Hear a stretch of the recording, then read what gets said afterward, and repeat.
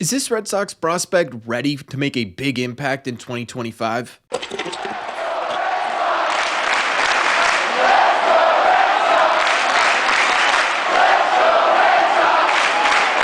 What is going on, everybody? Welcome back to Red Seat Radio. My name is Corbin. Thank you very much for clicking on this video. Just a heads up before we get into anything, we are going to be live right here on this channel tonight, 6:40 p.m. Eastern Time. Remember, games are starting a little bit earlier for some reason this season. We're going to be watching the Red Sox take on the Mariners. Sean Newcomb is starting, so anything can happen. Make sure you're there. Again, that is 6:40 p.m.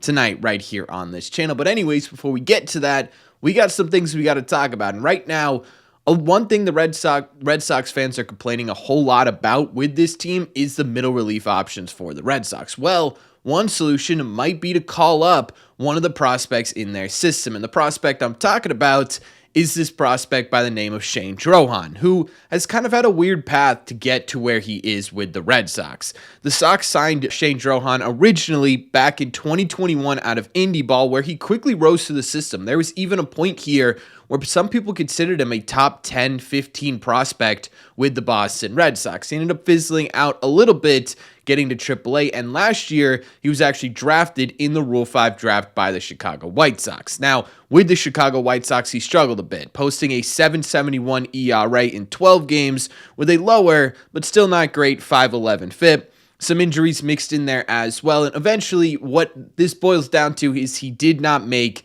the White Sox roster, which meant by the end of the year, he was returned to the Boston Red Sox. And honestly, for the Red Sox, that may have been a blessing in disguise, because Shane Drohan came into this year and is flat out dominant. He looks like an entirely different pitcher on the mound right now. In fact, in his first 5 games, 4 of them being starts, over 18 and 2/3 innings, he is rocking a 0.96 ERA. The FIP is a bit higher for sure at 3.28, but it's still absolutely solid. He's striking out a ridiculous 13.5 batters per 9 innings. That is a ton of swing and miss. Specifically, it is 28 strikeouts in just 18 and 2/3 innings. He's walking just 3.86 per 9 innings. And like I said, he's just flat out dominating at the AAA level. On top of just the statistics, there are some really encouraging things coming out of scouting reports and reports from the Woo Sox in general. One of them being that Shane Drohan's velocity has ticked back up. Coming into 2022, we really saw an increase in that velocity, and it was a big reason why he rose through the system so quickly. We saw that dip a little bit in 23 with the White Sox. It's now right back up there. His fastball is sitting right around 96 miles an hour. That is blowing guys away. Combine that with a changeup, a curveball, and a cutter, and he could be pretty fun to watch out of the bullpen. Now, right now, Shane Drohan is sort of working as a starter in minor league baseball.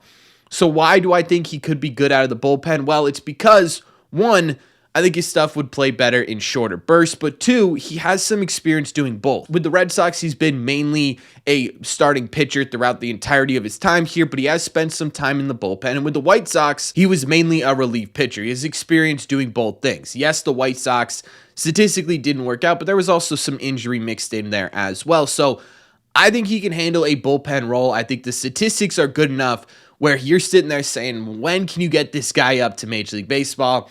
So the question becomes, how/when do the Red Sox fit him on this roster?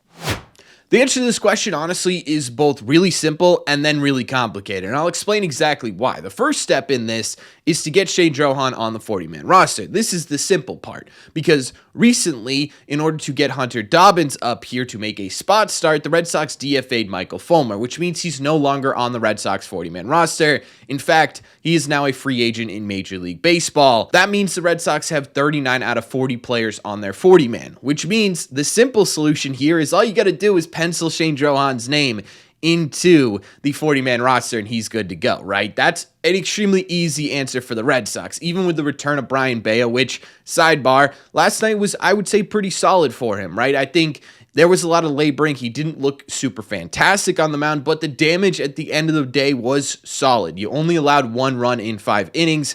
In my opinion, a pretty good comeback from the IL. Totally besides the point, but even with Bayo coming back, you still have that spot on the 40-man roster. Things are super easy to get onto the 40-man. Where things get really complicated is trying to get him on the 26-man roster, because despite the fact that we could sit here and say, hey, the middle innings for the Red Sox, they have been rocky lately, in my opinion, there's not really any clear solution to that issue, and there's not really any clear problem in the Red Sox bullpen right now. You take a look at the options for the Red Sox, who they could end up moving in order to fit a guy like Shane Drohan, who's been dominating, who could be that sort of longer relief, middle relief option the Red Sox may be looking for. I don't know where you fit him. Obviously, you aren't touching Slayton, Whitlock, or Chapman, right? Those are your guys. You're not going to move them.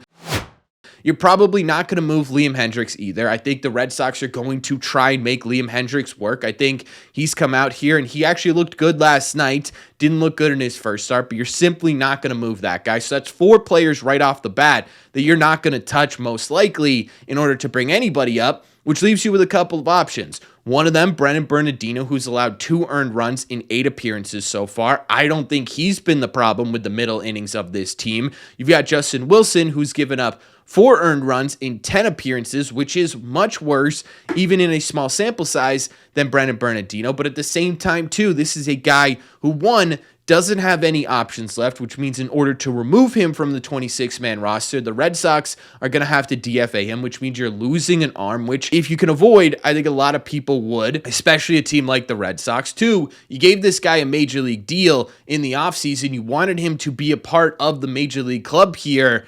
I think this is a guy that you're going to try and work on, especially only a month into the season, right? Got plenty of time to make him a better pitcher. I don't think that's the answer, which leaves you Weissert or Winkowski. And both of these guys, for different reasons, have actually been pretty solid, right? If you look at Greg Weisert's 2025 campaign simply by the numbers so far, you would say he's not doing super well. But at the same point, too, I think despite one bad outing for Weissert this season, he's been really nails. On top of that, outside of that one bad outing, which probably wouldn't have been a bad outing had the Red Sox turned a double play, he's been absolutely nails dating back into 2024. Josh Winkowski, kind of surprisingly, in my opinion, based on how he looks, you would think he would not be doing super well this year, but he has a 3.12 ERA coming out of the bullpen. That's a pretty solid number for a middle relief option for the Red Sox. And this is where things get interesting, right? Because despite the fact that we can sit here and talk about, hey, things aren't going super well for the middle innings of the Red Sox, there's not really a clear solution. And we talked about this, right? There's not one guy sitting out there after Zach Kelly had been optioned that's like, whoa, man, this guy is really going through it. This guy is really struggling. Maybe we move this guy down to AAA to work on things before we get him back up here to Major League Baseball. There's not really that guy right now. So anyone the Red Sox are looking to bring up is going to have a difficult time fitting on this roster, and that's just to figure out room here. There's also multiple factors as well that come into play. One being guys getting healthier. You just got Brian Bayo back. You're getting Giolito back very soon. He's going to be coming back after one more start in minor league baseball. That's going to push Sean Newcomb most likely either into the bullpen or it's going to push him to a DFA. Either way, you're going to be hard-pressed to find room for another reliever on this roster. On top of that, Shane Drohan is a lefty, which means the Red Sox have a couple of options here, right? They could either DFA Wilson, option Bernardino, or they could rock 4 lefties in the Red Sox bullpen. I don't know if they're going to want or need four lefties in a bullpen. Yes, lefties are great, but too many, you end up messing with your matchups a little bit. And that's not even to consider the fact that Sean Newcomb could potentially be in this bullpen when Lucas Giolito comes back. So I know this might sound like a lot of information coming at you right now, but this is sort of what teams have to go through when they're trying to decide whether to call one of these prospects up or not. And right now, I don't think it's an easy answer for this Red Sox team.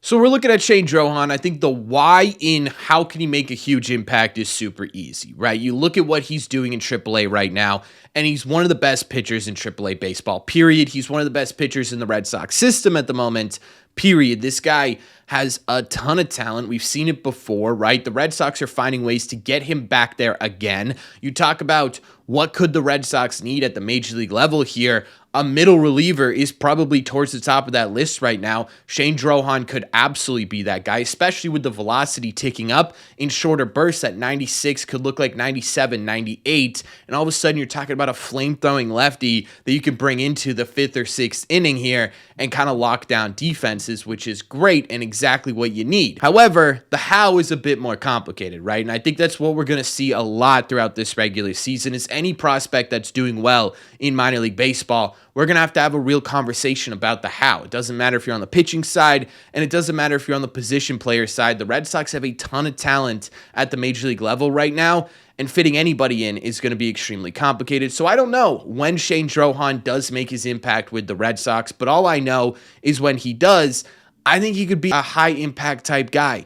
Doesn't need to be a high leverage arm to have that kind of high impact. He could end up being that Zach Penrod, that Cam Boozer-esque left-handed arm that the Red Sox are looking for. One injury here to the bullpen or even the pitching staff in general, and I think Shane Drohan's name is towards the top of that list. I think there's a reason why the Red Sox are leaving that 40-man spot open in hopes that they could use that to fill with one of these guys, either a Nick Birdie, a Shane Drohan, maybe a Brian Mata to some degree, right? So I think there's a legitimate chance here that Zach Penrod makes his way to Major League Baseball this year. He certainly looks ready to make his way to Major League Baseball. It's just simply a matter of when.